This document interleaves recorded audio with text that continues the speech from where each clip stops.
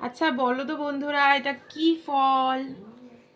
এই দেখো, এটা কি ফল বলো তো? দেখো ভালো করে দেখে নাও। কি টক! কেউ বলতে পারবে এটা কি ফল?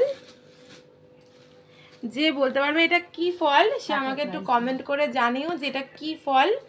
তো দেখো, যেহেতু আমি বাপের বাড়িতে এসেছি, এখানে দেখো এখানে একজনের বাড়িতে এই ফলের গাছ রয়েছে।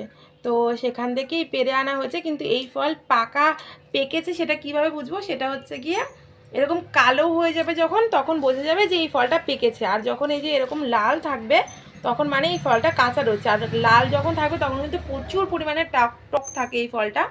কিন্তু কালো হয়ে গেলে, যে এরকম কালো হয়ে গেলে কিন্তু সেটা পেকে যায়, তখন আর অত বেশি টক লাগে না। কিন্তু এই ফলগুলো কিন্তু ভীষণ উপকারী। এই ফল খেলে পরে গায়ে প্রচুর পরিমাণে রক্ত বাড়ে।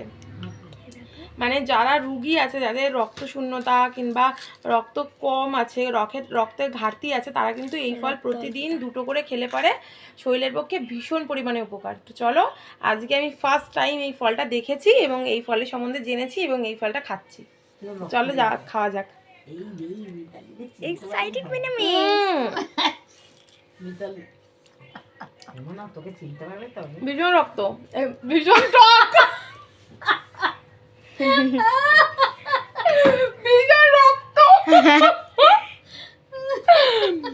ভীষণ টক, ভীষণ টক। চলো দেখে খেয়ে। তো আমি একটা নিয়েছি, লালটাই নিয়েছি। তো চলো খেয়ে দেখি।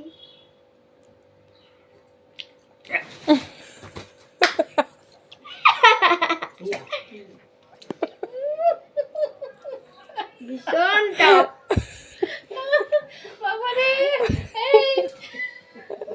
আরেকটা খেয়ে দেখি, এবার কালোটা খেয়ে দেখি। মা খেবো।